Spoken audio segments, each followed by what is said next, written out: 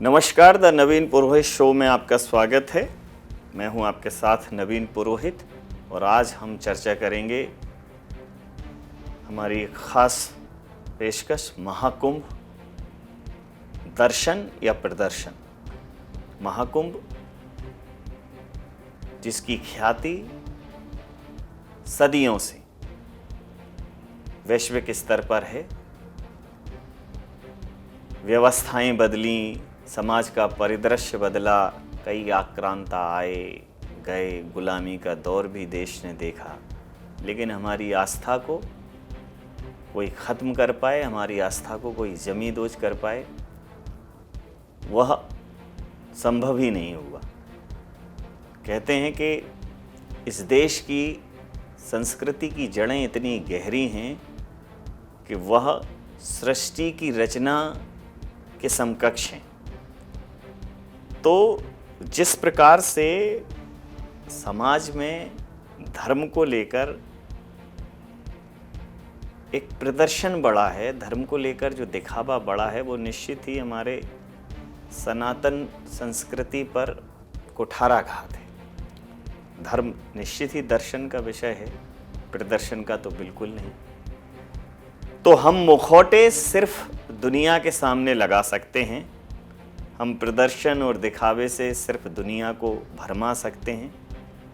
फिर दिल बहलाने के लिए भले ही मान लो तुम खुद को सर्वशक्तिमान, बन जाओ अंतर्यामी, त्रिकालदर्शी, करते रहो तुम निष्पक्ष होने का दावा, लिख लो तुम किताबें, बना लो आश्रम, देने लगो जीवन ज्ञान, उड़ेल लो जितना मर्जी चाहे उतना ज्ञान, लगा लो बड़ी जोड़ लो भीड़, जमा लो मजमा, लेकिन वस्तुतः हम में से अधिकांश अंदर कुछ हैं और बाहर कुछ। तो निश्चित ही ज्ञानी बाबू दुनिया समझ पाए या न समझ पाए, लेकिन जो ऊपर बैठा है वह हमारे एक एक क्षण का लेखा जोखा कर रहा है। उसे पता है कि मूलतः तुम और हम क्या हैं, उससे कुछ छुपा नहीं है। तुम्हारे समस्त आयोजन, प्रयोजन और कर्म किस हेतु थे और किस हेतु हैं, तो तुम ओढ़ लो कोई भी चोला, धारण कर लो कोई भी वेश, लेकिन उससे तुम्हारी पहचान छुप नहीं सकती। उस परम शक्ति के यहाँ कोई वीवीआईपी नहीं है, न कोई वीआईपी है, न मंत्री, न संतरी, न पत्रकार, न चित्रकार, न कलाकार। वो समदर्शी है और वो इतना करुणा निधान है, इतना करुणावान है कि एक करुण पुकार पर वो प्रहलाद के लिए भी दौड़ा चला आता है, वो एक करुण पुकार पर द्रौपदी के लिए भी दौड़ा चला आता है, वो सबरी के पास पहुंच जाता है, वो निषाद राज को गले लगाता है और एक आम व्यक्ति के तौर पर, एक आम आदमी के तौर पर, एक आम मानव के तौर पर जीवन चरित्र का निर्वहन कैसे होता है वो हमारे सामने प्रस्तुत करता है। और आपने सुना भी होगा कि प्रभु जी मेरे अवगुण चित न धरो, समदर्शी है नाम तिहारो, सोई पार करो। तो उसके लिए सब समान हैं, उसके न्याय में कोई पक्षपात नहीं है। हाँ, प्रारब्ध जनित कारणों से देर हो सकती है कुछ दिनों, जैसे आप लग्जरी एंजॉय कर रहे हैं, बढ़िया वैभव है, तो ये मत सोचिए कि ये स्थायी है। अगर आपके पुण्य फल होंगे जिनका उदय हो रहा है, जैसे जब बैंक में पैसा जमा होता है तो एक इंटरेस्ट आपको मिलता है, तो ये रीपेमेंट है, ब्याज है पुण्य कर्मों का। जैसे जिस तरह से बेतहाशा खर्च कर रहे हैं, और अगर वो खर्चा दायरे में नहीं है और कायदे में नहीं है, तो उसके यहाँ देर हो सकती है, लेकिन अंधेर नहीं होगा न्याय में, ये निश्चित है। बरसों से हम रट्टा मारकर पढ़ रहे हैं कि भौतिक क्रियाएं सिर्फ शरीर के स्तर पर होती हैं, आत्मा तो अजर अमर है। नैनम छिद्यंती शस्त्राणी नैनम दहती पावका, न चैनम क्लेते अंतापो न शोष्यति मारुता। अर्थात आत्मा जिसको शस्त्र काट नहीं सकते, अग्नि जला नहीं सकती, पानी भिगो नहीं सकता और हवा सुखा नहीं सकती, तो अगर शरीर के स्तर पर ही कुंभ है, तो फिर आप अपनी आत्मा को तो कुंभ से भाव विभोर कर नहीं पाओगे। आत्मा भाव से द्रवित होती है, लेकिन अगर तुम गए हो प्रभाव से, तुम गए हो जलवा जुलूस देखने, तुम गए हो झांकी मंडप लगाने, किसी आकर्षण से गए हो, अगर कुंभ में कुछ भी बनकर गए हो, मठाधीश, मंडलेश्वर और VIP, BVIP तमाम टाइटल हैं, तो विश्वास रखना कि सिर्फ शरीर भिगो कर ही वापस लौटोगे। आत्मा तो तुमने और मलिन कर ली अपनी। अगर कुंभ में भी तुम्हारी दृष्टि, तुम्हारी चर्चा महिलाओं की देह यष्टि, उनके नैन नक्श और कुछ अजीबो गरीब तमाशे करते बहरूपियों पर ठहर रही है, तो सिर्फ तुम विषपान कर रहे हो। इससे ज़्यादा कुछ अर्जित कर नहीं पा रहे हो। मूल महाकुंभ की डुबकी तो तुम्हें खुद में ही लगानी है। जिनका ज़मीर जिंदा है, जिनकी आत्मा अनुचित व्यवहार पर कचोटती है, जो अपनी अंतर आत्मा की आवाज़ सुनकर व्यवहार कर रहे हैं, वह प्रतिदिन हजारों कुंभ स्नान कर रहे हैं। और ये मैं नहीं कह रहा हूँ, मानस में लिखा है, कलिकल एक पुनीत प्रतापा, मानस पुण्य होए नहीं पापा। कलयुग में तो अगर तुम अच्छा सोच लो तो वो भी पुण्याई में जुड़ जाता है, और बुरा जब आप कर दोगे तब आपके उसमें घटित होगा। लेकिन सोच कौन सी लेके जा रहे हैं कुंभ में, क्या दिखाने जा रहे हैं, और कथित मीडिया ने तो अति ही कर दी। तो जो लोग आत्मा से, भाव से कुंभ स्नान करने जा रहे हैं, पता नहीं गए हैं, वो बैठे हैं एकांत में, अश्रुधार बह रही है, उन्हें पता नहीं है कि कहाँ पुल बने हैं, कहाँ सड़कें, खिंचे चले जा रहे हैं। एक गुरुत्वाकर्षण उनको खींच रहा है। जो आत्मा से ईश्वर के समीप हैं, जो नहीं जा पा रहे हैं और उसके चिंतन में हैं, परमात्मा रोज उनके समीप आता जा रहा है, क्योंकि आत्मा ही तो परमात्मा है। और जिसने अंतरात्मा की आवाज़ सुन ली, उसने परमात्मा को पा लिया। इसके उलट जिसने चमक दमक और आकर्षण में फंसकर यश, ऐश्वर्य, धन, समृद्धि और वैभव के लिए अपनी आत्मा की आवाज़ अनसुनी की, अपना ज़मीर बेच दिया, वह भाव के अभाव में कहीं भी चला जाए, कितना भी बड़ा वो चाहे तो वाकई में सरकार हो या अपने नाम के आगे सरकार लगा ले, उनकी दुर्गति होना सुनिश्चित है। आवश्यकता है अपने आप में डूबने की, आवश्यकता है अपनी अंतरात्मा में डुबकी लगाने की। और यकीन मानना, जिस दिन ये कर लिया हमने, तो जो घटना इस स्थूल जगत में, इस भौतिक जगत में ये महाकुंभ 144 वर्षों में आता है, वह पल भर में घटित हो जाएगा। ऐसे ही नहीं लिख दिया था रैदास जी ने कि मन चंगा तो कठौती में गंगा, यानी मन शुद्ध है, नीयत अच्छी है, तो वह कार्य गंगा की तरह पवित्र है। एक और अर्थ निकलता है कि नेक नियति से जन कल्याण के काम किए जाएं तो वही तीर्थ है। कुंभ मेला, महाकुंभ, ये शब्द ऋग्वेद और अन्य प्राचीन सनातन ग्रंथों में पाया जाता है, जिसका अर्थ होता है अमृत का मेला। वही अगर मेले का शाब्दिक अर्थ देखें तो मेले का शाब्दिक अर्थ होता है मिलन, लेकिन धार्मिक ग्रंथों में मेले का मतलब है उत्सव, देव दर्शन और शुभ अवसर पर एकत्रित भीड़। तो महाकुंभ और उसका इतिहास क्या है, उसकी महत्वता क्या है, क्योंकि महाकुंभ हुआ क्यों, महाकुंभ की नींव कैसे पड़ी, कुंभ का महत्तम क्या है, कैसे गंगा का अवतरण हुआ, संगम का क्या पौराणिक महत्व है, इस पर पूरा कुंभ मेले के लगभग आधा कुंभ मेला निकल गया है। एक 5 मिनट की कोई मीडिया रिपोर्टिंग देखने को मिली नहीं है कहीं। पूरी मीडिया रिपोर्टिंग मोनालिसा की आंखें, बरसरिछारिया के चेहरे और एक अजीबोगरीब हरकतें करते हुए एक बाबा पर जाकर टिक गई हैं। जितनी भी विचित्र हरकतें हो रही हैं, हमारी विचित्र दृष्टि, चूँकि मूल में वही है ना, जाकी रही भावना जैसी, प्रभु मूरत देखी तिन तैसी।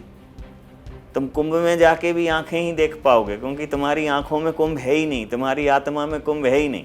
तो ये आंखें निकलेंगी तुम्हारी ऊपर प्रॉपर, और कहा वो यहीं निकल जाए। कब तुम्हें रतौंधी आ जाए, कब मोतियाबिंद आ जाए। जो हजारों लोग जो शारीरिक कष्ट भोग रहे हैं ना, ये ऐसे ही नहीं आते। करा लेना कोई सा भी इंश्योरेंस, कुछ काम नहीं आएगा।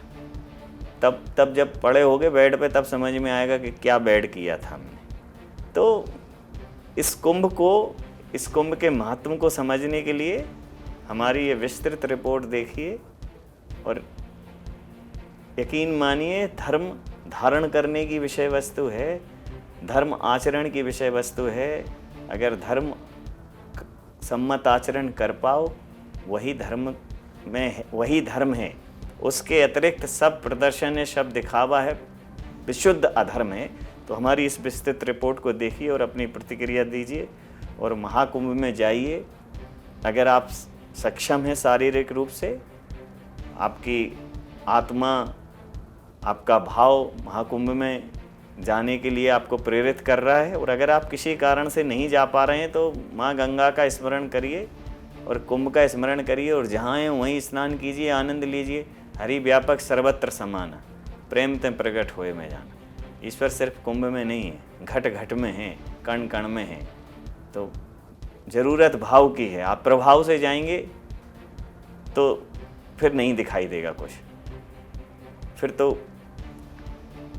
तुम खुद को दिखाने गए हो तो खुदा को क्या देखोगे, ईश्वर को क्या देखोगे। तो ये विस्तृत रिपोर्ट देखिए और समझिए कि ये हमारी सनातन संस्कृति का ये वैभवशाली जो आयोजन है उसकी अपनी क्या गरिमा है।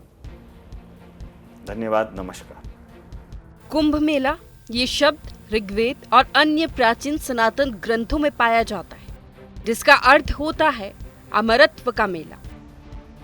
वहीं मेला का शाब्दिक अर्थ होता है मिलन, लेकिन धार्मिक ग्रंथों में मेला का मतलब है उत्सव, देव दर्शन और शुभ अवसर पर एकत्र भीड़। महाकुंभ, जिसका सनातन धर्म में विशेष महत्व है, जिसके लिए हर सनातनी इंतजार करता है, और ऐसी मान्यता है कि महाकुंभ में स्नान करने से मोक्ष की प्राप्ति होती है। साल 2025 का महाकुंभ प्रयागराज में चल रहा है, जिसमें हर रोज लगभग करोड़ों श्रद्धालु शामिल हो रहे हैं। संगम नगरी प्रयागराज में 13 जनवरी 2025 से शुरू हुआ कुंभ मेला 26 फरवरी 2025 तक चलेगा। आपको बता दें कि 45 दिन तक चलने वाले कुंभ में अमृत स्नान का सनातन धर्म में विशेष महत्व है। वहीं पौराणिक कथाओं के अनुसार समुद्र मंथन के दौरान कलश से निकला अमृत 12 जगहों पर गिरा था, जिसमें 4 स्थान धरती पर, प्रयागराज, हरिद्वार, उज्जैन और नासिक, बाकी 8 स्वर्ग में है। माना जाता है कि अमृत की बूंदें प्रयागराज के संगम, उज्जैन की शिप्रा, हरिद्वार की गंगा और नासिक की गोदावरी नदी में गिरी थी। इसी कारण हर 12 साल में इन नदियों के किनारे कुंभ मेले का आयोजन किया जाता है। आपको बताते हैं कि कैसे इनकी तारीखों और समय तय होते हैं। महाकुंभ का आयोजन और स्थान ज्योतिष गणनाओं के आधार पर तय होता है, जिसमें ग्रहों की दिशा और दशा का विशेष स्थान होता है। हरिद्वार से लेकर नासिक में लगने वाले कुंभ में ग्रहों की स्थिति को देखा जाता है। हरिद्वार में कुंभ तब लगता है जब बृहस्पति कुंभ राशि में और सूर्य मेष राशि में गोचर कर रहे होते हैं। जब सूर्य मकर राशि में और गुरु वृष राशि में होता है तो ये कुंभ मेला प्रयागराज में लगता है। नासिक में आयोजन तब होता है जब गुरु सिंह राशि में गोचर करते हैं। जब बृहस्पति सिंह राशि में और सूर्य मेष राशि में हो तो कुंभ का आयोजन उज्जैन में होता है। सवाल ये भी पूछा जाता है कि महाकुंभ कितने साल में लगता है और किसको किस नाम से जाना जाता है। दरअसल प्रयागराज में लगने वाला कुंभ महाकुंभ है, जिसका संयोग 144 साल में बनता है, और ये परंपरा अनुसार तब बनता है जब उज्जैन, नासिक, हरिद्वार और प्रयागराज में 12 पूर्ण कुंभ मेलों का आयोजन हो जाता है, तब एक महाकुंभ का आयोजन होता है। गणितीय भाषा में हर महाकुंभ का आयोजन 144 साल में होता है। हिंदू धर्म के अनुयायियों का मानना है कि कुंभ मेले में स्नान करने से सारे पापों से मुक्ति मिलती है और मोक्ष की प्राप्ति होती है। मान्यताओं के अनुसार कुंभ मेला सबसे बड़ा धार्मिक समागम माना जाता है। समुद्र मंथन के समय जो 14 रत्न निकले थे, उनमें एक रत्न अमृत भी था। अमृत को लेकर के भागवती जहाँ उसके अमृत की बूंदें गिरी हुई हैं 4 स्थानों पर, हरिद्वार है, प्रयागराज है, नासिक है और उज्जैन। वहाँ पर कहना चाहिए धर्म प्रवृत्ति के लोगों को एकत्र करते हैं, सामूहिक समस्याओं का समाधान करने के लिए आयोजन प्रारंभ किए गए थे ऋषि मुनियों ने, अभी तक चल रहे हैं। कुंभ की कहानी समुद्र मंथन से शुरू बताई जाती है। धार्मिक कथाओं के अनुसार समुद्र मंथन के दौरान अमृत कलश से जहां जहां पर अमृत की बूंदें गिरी, वहां वहां पर कुंभ का आयोजन होता है। हरिद्वार, नासिक, उज्जैन और प्रयागराज में कुंभ का आयोजन होता है, लेकिन महाकुंभ का आयोजन सिर्फ प्रयागराज में होता है। प्राचीन शिलालेखों में महाकुंभ का पहला विवरण मिलता है। शिव पुराण, मत्स्य पुराण, पद्म पुराण, भविष्य पुराण समेत करीब सभी पुराणों में समुद्र मंथन की कहानी मिलती है। वहीं जब अमृत कलश बाहर आया तो देवताओं और राक्षसों के बीच संघर्ष छिड़ गया, जिसके बाद भगवान विष्णु ने मोहिनी का रूप धारण किया था। उन्होंने देखा कि देवता और राक्षसों के बीच संघर्ष काफी बढ़ गया, तो उन्होंने इंद्रदेव के पुत्र जयंत को अमृत कलश सौंप दिया। जयंत कौवे का रूप धारण कर राक्षसों से अमृत कलश को छीन लिया और उड़ गए थे। हालांकि जब कलश को लेकर भाग रहे थे तो अमृत कलश से कुछ बूंदें प्रयागराज, उज्जैन, हरिद्वार, नासिक में गिरी। जहां जहां अमृत की बूंदें गिरी वहां वहां कुंभ लगने लगा। महाकुंभ मेले के इतिहास से जुड़े कई रोचक तथ्य हैं। इसके साथ ही संगम में स्नान और प्रयागराज का भी उल्लेख है। हर साल माघ के महीने में स्नान का महत्व भी बताया गया है। ऋग्वेद में कुंभ का जिक्र है और अथर्ववेद में पूर्ण कुंभ का जिक्र है। कुछ विद्वानों के मुताबिक कुंभ मेले का आयोजन 850 साल से भी अधिक पहले से हो रहा है और आदि शंकराचार्य ने महाकुंभ की शुरुआत की थी। कुछ कथाओं के मुताबिक समुद्र मंथन के बाद से ही कुंभ का आयोजन हो रहा है। वहीं कुछ विद्वान कहते हैं कि गुप्त काल से इसकी शुरुआत हुई थी, लेकिन सम्राट हर्षवर्धन के शासन से इसके प्रमाण देखने को मिलते हैं। इसके बाद शंकराचार्य उनके शिष्यों ने सन्यासी अखाड़ों के लिए संगम तट पर शाही स्नान की व्यवस्था की थी। प्राचीन भारत में हर्षवर्धन सम्राट थे। उन्होंने उत्तर भारत के तमाम इलाकों में अपना एक सुदृढ़ साम्राज्य की स्थापना की। वे एक ऐसे हिंदू सम्राट थे जिन्होंने पंजाब को छोड़कर शेष समस्त उत्तर भारत पर शासन किया था। बंगाल में भी उन्होंने शासन किया था। भारत के आखिरी महान सम्राटों में से हर्षवर्धन एक थे। उन्होंने कन्नौज को राजधानी बनाकर पूरे उत्तर भारत को एक सूत्र में बांधने का काम किया था। राजा हर्षवर्धन कुंभ के दौरान प्रयागराज में दान करते थे। मुंडे मुंडे मत्र भिन्नः, व्यक्ति भिन्न भिन्न प्रकार से बताते हैं। कोई कहते हैं कि देवकाल देवतीर्थ से चली आती है, कोई कहते हैं कुछ राजाओं के द्वारा, संतों के द्वारा, कुछ कहते हैं शंकराचार्य आदि के द्वारा। लेकिन ये हमारे सतयुग, त्रेता, द्वापर और कलयुग, ये 4 युग हैं, जिसमें से इनकी सतयुग से ही प्रारंभता है। जब समुद्र का मंथन हुआ, समुद्र के मंथन पर जो 14 रत्नों की प्राप्ति हुई, 14 रत्नों में एक अमृत भी निकला, जब भगवान विष्णु ने मोहिनी रूप धारण किया। और वहां से जब ये लेकर के कलश का पात्र चल रहे थे, तो जहां 4 बिंदु, जैसे नासिक है, हरिद्वार है और प्रयागराज और हमारे उज्जैन, यहाँ पर 4 जगह अमृत के जो है बिंदु, अमृत की जो बूंद गिरी, वहीं पर कुंभ लगता है। तो दिग्भ्रांत होने की आवश्यकता नहीं है, लेकिन हमारे शास्त्र, क्योंकि युगे युगे चाहिए धर्मास, हमारी युग की रीति के हिसाब से हम जो भी मानते हैं कि शंकराचार्य आदि के द्वारा मनाया जाता है या कुछ अनेक राजाओं के द्वारा मनाया जाता है, तो लेकिन है ये देवताओं का, ये संतों का और पुण्यश्लीलाओं का तीर्थ है। इस बार प्रयागराज में आयोजित महाकुंभ आध्यात्मिक और नवीनता का अनूठा संगम है। वहीं प्रयाग वालों के लिए संगम बेहद खास है। प्रयागराज की धार्मिक परंपराओं में प्रयाग वालों का अहम योगदान रहा है। सदियों से ये तीर्थ गुरु के रूप में पूजे जाते रहे हैं और धार्मिक अनुष्ठानों का संचालन करते आए हैं।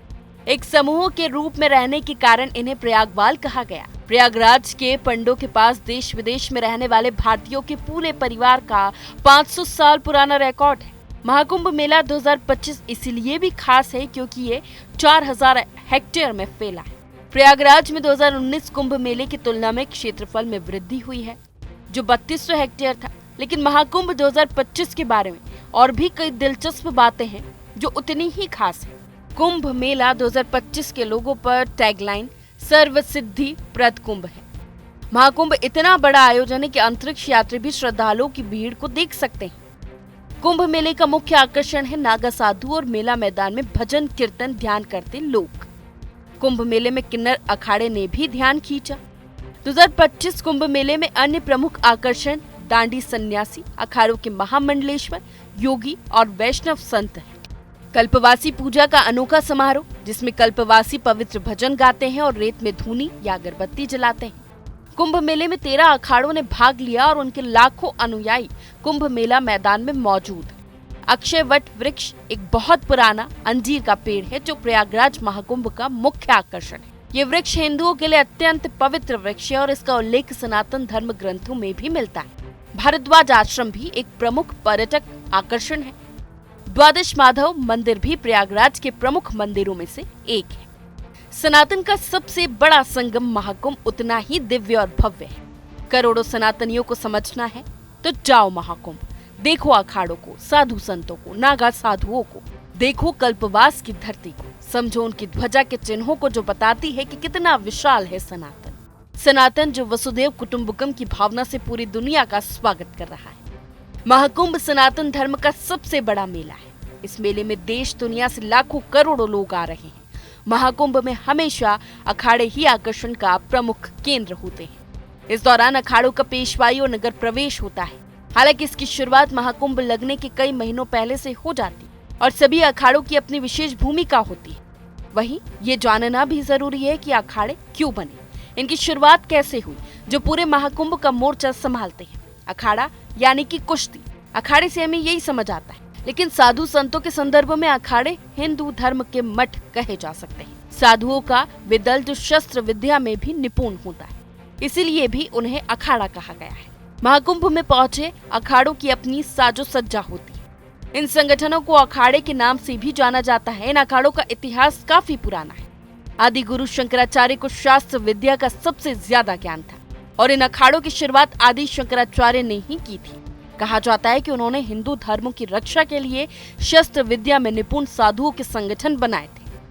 अभी कुल कितने अखाड़े हैं, ये जानकारी आपको बता देते हैं। शैव अखाड़े, इनके अनुयायी भगवान शिव की पूजा करते हैं। शैव संप्रदाय के कुल 7 अखाड़े हैं।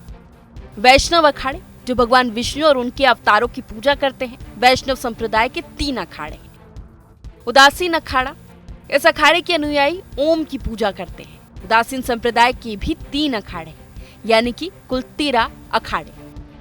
महाकुंभ में सबसे बड़ा अखाड़ा कौन सा है? श्री पंचदशनाम जूना अखाड़ा को शैव संप्रदाय का सबसे बड़ा अखाड़ा माना गया है। इसकी स्थापना उत्तराखंड के कर्णप्रयाग में 1145 में हुई। इस अखाड़े के इष्ट देव शिव और रुद्रावतार दत्तात्रेय हैं। इसका मुख्यालय वाराणसी में है। अखाड़े की विशेषताएं, यह अखाड़ा विशेष रूप से नागा साधुओं के लिए जाना जाता है। नागा साधुओं की सर्वाधिक संख्या इसी अखाड़े में पाई जाती है। लगभग 5 लाख नागा साधु और महामंडलेश्वर सन्यासी। अखाड़े के आचार्य महामंडलेश्वर स्वामी अवधेशानंद गिरी महाराज हैं। अंतर्राष्ट्रीय संरक्षक श्री महंत हरगिरी हैं। जूना अखाड़े की पेशवाई महाराजाओं की तरह होती है। इसमें स्वर्ण रथ समेत कई तरह के वैभव नजर आते हैं। इस अखाड़े की पेशवाई में हाथी भी शामिल होते हैं। महाकुंभ मेले में सबसे पहले अखाड़ों के साधु संत पवित्र अमृत स्नान करते हैं। साधु संतों के इन अखाड़ों को हिंदू धर्म में धार्मिकता और साधना का प्रतीक माना जाता है। धार्मिक मान्यता के अनुसार महाकुंभ में अमृत स्नान करने से सभी पाप धुल जाते हैं और जीवन में हर तरह के संकट से मुक्ति मिलती है।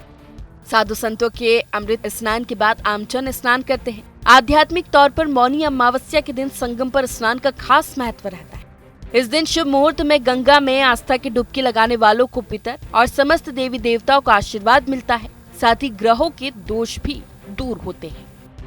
अमृत स्नान का महत्व ये है कि रुदंती पापानि बदंती चाप्रियाम ऋक प्रज्ञा नृता निराधमा, हमारे जो भी पुण्य होते हैं उनके उदय करने के लिए और हमारे से कुछ मनसा वाचा कर्मणा 3-4 प्रकार से जो पाप कहते हैं जिन्हें हम, अगर वह आ जाते हैं तो उनके क्षरण के लिए, उनको नाश करने के लिए, उनको समाप्त करने के लिए कुंभ में जाकर के स्नान किया जाता है। अमृतत्व का स्नान जो कहा जाता है, 5 विशेषतया स्नान होते हैं। जैसे हमारे कर्मों में, अन्य कर्मों में भी विशेष प्रकार के स्नानों का महत्व बताया है, लेकिन कुंभ में अमृत स्नान जो कहा वो 5 प्रकार के जो साधु स्नान करते हैं, जो 4 संप्रदाय के साधु होती है, वो अनेक संप्रदाय होती हैं पर मुख्यतः स्नान किया जाता है। तो वहाँ पर जैसे अमावस्या है, वसंत पंचमी है, और यहाँ पर कहते हैं कि माघ मगर गत रवि जब हुई तीरथ पतहि आव सब कोई। यहाँ इस 1.25 माह तक संपूर्ण देव तीर्थों से देवता आकर के स्नान करते हैं, दर्शन करते हैं, और यही आकर के संत जो भगवान के स्वरूप हैं वह भी आकर के स्नान आदि करते हैं। महाकुंभ में निरंजनी अखाड़े की चर्चा खूब सुनाई देती है और धार्मिक मान्यताओं के अनुसार भी इसका खास महत्व है। निरंजनी अखाड़े के लोग भगवान कार्तिकेय को अपना आराध्य मानते हैं। इनके मठ और आश्रम इन प्रमुख स्थानों पर बने हुए हैं, जैसे प्रयागराज, हरिद्वार, नासिक, उज्जैन, मिर्जापुर, माउंट आबू, जयपुर, वाराणसी, नोएडा और वडोदरा। कहा जाता है निरंजनी अखाड़े की महामंडलेश्वरों की संख्या 33 और नागस सन्यासियों की संख्या 10,000 से भी ज्यादा है। इनके पास करोड़ों की संपत्ति है, जिससे वे अखाड़ा महाकुंभ के मठ, मंदिर और अन्य जरूरी कार्यों को पूरा करते हैं। निरंजनी अखाड़े में सबसे ज्यादा पढ़े लिखे साधु सन्यासी शामिल हैं। सभी साधु अपने अपने विशेष छवि के लिए जाने जाते हैं। सनातन धर्म में 13 अखाड़े सबसे खास माने जाते हैं और इन अखाड़ों की पहचान उनकी धर्म ध्वजा के जरिए होती है। अमृत स्नान से लेकर महाकुंभ क्षेत्र में प्रवेश तक उनकी धर्म ध्वजा उनकी प्रतिष्ठा और मान का प्रतीक होती है। महाकुंभ में पहुंचते ही सभी अखाड़े पहले अपनी धर्म ध्वजा को स्थापित करते हैं। सनातन धर्म के 13 अखाड़ों को 3 श्रेणियों में बांटा गया है: शैव, वैष्णव और उदासीन अखाड़ा। हर अखाड़े की अपनी अनूठी धर्म ध्वजा होती है, जो उनकी मान्यताओं और परंपराओं का प्रतीक होती है। शैव अखाड़ों की धर्म ध्वजा भगवा रंग की होती है। 52 हाथ लंबे ध्वज दंड पर भगवा पताका लगाई जाती है। ध्वज दंड में 52 ब्रह्म गांठ होती है, जो अखाड़ों की 52 मणियों का प्रतीक है। भगवा रंग को त्याग, तपस्या और आध्यात्मिक ऊर्जा का प्रतीक माना जाता है। ये उनकी शिव भक्ति के मार्ग को दर्शाता है। भगवा रंग को सनातन का प्रतीक माना जाता है, लेकिन वैष्णव अखाड़ों की धर्म ध्वजा का रंग भगवा नहीं होता। इनमें श्री पंच अखाड़े की ध्वजा लाल, श्री निर्मोही अखाड़े की सफेद और दिगंबर की पंचरंगी होती है, जो सनातन की विशालता को दर्शाता है। श्री पंचवानी अखाड़े की लाल ध्वजा भगवान हनुमान का प्रतीक है। महंतों के अनुसार लाल रंग शक्ति, साहस और भक्ति का प्रतिनिधित्व करता है। ये रंग भगवान हनुमान की भक्ति का भी प्रतीक है। श्री निर्मोही अखाड़े की सफेद धर्म ध्वजा शांति और शुभता का प्रतीक है। इसे वैष्णव परंपरा की पवित्रता से जोड़ा जाता है। श्री दिगंबर अखाड़े की पचरंगी ध्वजा पंच तत्वों को दर्शाती है, जो पृथ्वी, जल, अग्नि, वायु और आकाश का प्रतीक है। यह अखाड़ों की व्यापक दृष्टि और संतुलन को दर्शाती है। 13 अखाड़ों के बीच किन्नर अखाड़ा भी मुख्य आकर्षण का केंद्र रहता है। किन्नरों ने स्वयं को उपदेव बताया है। किन्नरों का वैभव देखकर हर कोई हैरान होता है। किन्नर अखाड़ा कैसे बना, इसके बारे में बहुत कम लोग जानते हैं। किन्नर एक्टिविस्ट डॉक्टर लक्ष्मी नारायण त्रिपाठी काफी सालों से किन्नरों के हित के लिए काम कर रही थी। तभी उनके मन में किन्नर अखाड़ा बनाने का विचार आया। उन्होंने अपने समुदाय के लोगों को एकत्रित किया और साल 2015 में किन्नर अखाड़े की स्थापना की। जब ये बात अखिल भारतीय अखाड़ा परिषद को पता चली तो उन्होंने इसका विरोध किया। घोर विरोध के बाद भी डॉक्टर लक्ष्मी नारायण त्रिपाठी अडिग रही। 2016 में उज्जैन के कुंभ में किन्नर अखाड़े ने अपना अलग कैंप लगाया। उज्जैन के कुंभ में किन्नर अखाड़े को जगह तो मिल गई, लेकिन अखाड़ा परिषद ने इनके अमृत स्नान करने पर आपत्ति जताई। इसके बाद किन्नर अखाड़े के संतों ने खुद को उपदेव बताते हुए अमृत स्नान किया था। उज्जैन में किन्नर अखाड़ा सभी के लिए आकर्षण का केंद्र बना और लोगों का भी इन्हें बहुत साथ मिला। 2019 में इनकी मुलाकात जूना अखाड़े के संरक्षक हरिगिरी महाराज से हुई। तब जूना अखाड़े के साथ इनका अनुबंध हुआ कि जूना अखाड़े के साथ ही किन्नर अखाड़ा अमृत स्नान करेगा, और तभी से अन्य अखाड़ों ने भी किन्नर अखाड़े के प्रति अपना विचार बदल दिया।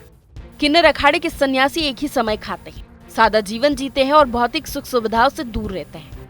लोगों को भोजन, वस्त्र और आश्रय प्रदान करते हैं। किन्नर अखाड़े का कोई आधिकारिक मुख्यालय नहीं है। यही है सनातन के महापर्व महाकुंभ की दिव्य, भव्य और अद्भुत और अलौकिक कहानी।